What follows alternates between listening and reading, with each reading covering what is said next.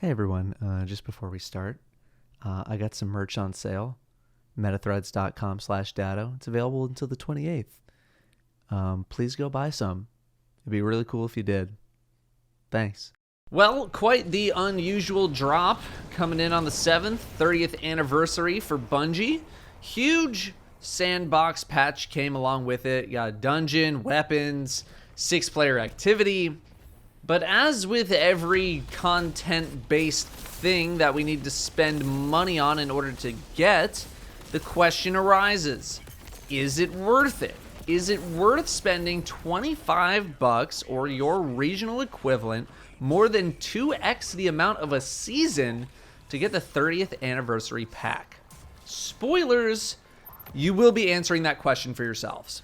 This video is literally just going to be me listing out the stuff that you get for free versus what you pay for, my opinion on the paid stuff, and the questions that you should be asking yourself when it comes to figuring out if it is indeed worth buying.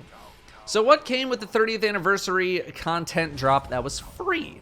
Well, you had all of the major sandbox changes, that's obviously free. You get Dares of Eternity and all the items within, so that's the Forerunner exotic sidearm and catalyst, the BR pulse rifle, a sword, the first legendary trace rifle, a shotgun, and a GL. If you pay the $25 for the pack... You suck. F you, lady.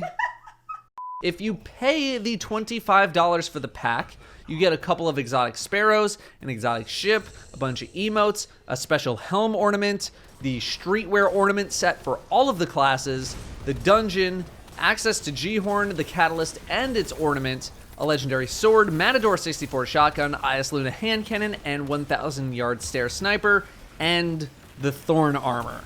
Oh, and the Marathon armor ornament sets that you have to unlock via treasure keys.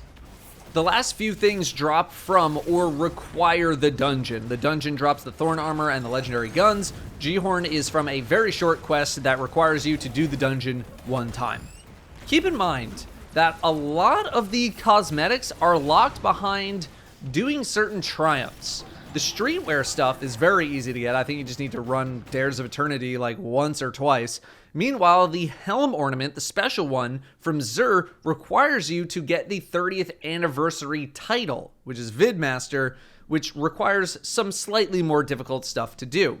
A lot of the exotic emotes require you to do certain triumphs, like Dares of Eternity on Legend mode, which does not have matchmaking. And 3 more sets of armor ornaments, the Marathon ornaments, are locked behind doing a lot of Dares of Eternity and using treasure keys to open said chests with the ornaments in it. But if you want the Forerunner catalyst, which is free, you're going to be doing a lot of Dares of Eternity regardless. The game isn't just dumping a bunch of cosmetics on you for free. It is giving you access to them, and you need to go earn them. Although some are dumped on you for basically free. The dungeon armor, aka the Thorn armor on Master Mode, drops with an additional mod slot for a seasonal mod for the current season called Artifice Armor. That is some very good stuff, as you'll now be able to equip, for example, this season, Unstoppable Fusion, Overload Bow, and say, like, Fusion Rifle Reloader. That's pretty good. You still need to go hunt for the armor rolls, though, but it's a pretty good reason to run the dungeon on Master, and with all of the extra time we've been given this season, I'm going to make an assumption that a lot of people are probably going to be slightly higher level than usual, which will in turn make that Master content easier. In terms of non-cosmetics, purely non-cosmetics, it's dungeon, Thorn armor from said dungeon, some Destiny 1 guns, and G-Horn. Obviously, the big selling point is G-Horn. It is the most iconic weapon in the franchise. I tested it very recently, and it's good, on par with the best exotics in the game right now.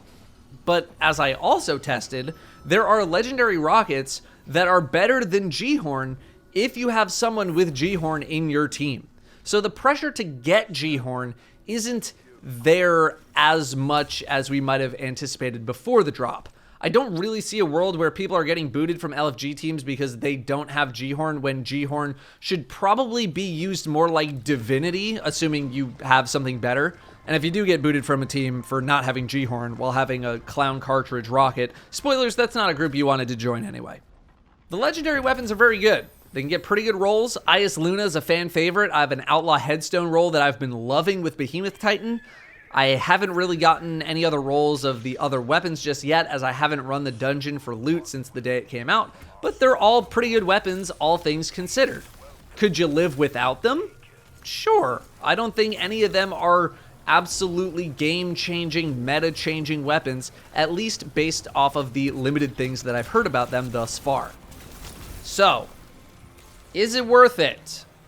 Yet again, this question is impossible to answer. I don't know who you are. I don't know what you like or don't like about Destiny. I know I will be getting $25 worth of entertainment out of the paid portion of the content, so I bought it. But also, I kind of cover the game, so of course I'm going to get it. I think the update is really, really good, but I'm not going to waste too much time discussing the free portions of it for this video in particular, because at the end of the day, it costs you nothing. There is no insight needed into something like Dares of Eternity in terms of the worth it question. It is free to play. Now, whether or not it's worth your time to play, that's a different question. But my answer to that question would be, absolutely you should play it. It's very good. Ultimately, I think whether or not you buy the 30th anniversary content completely depends on how you feel about Destiny and the things offered. Wow, huge insight there, Datto.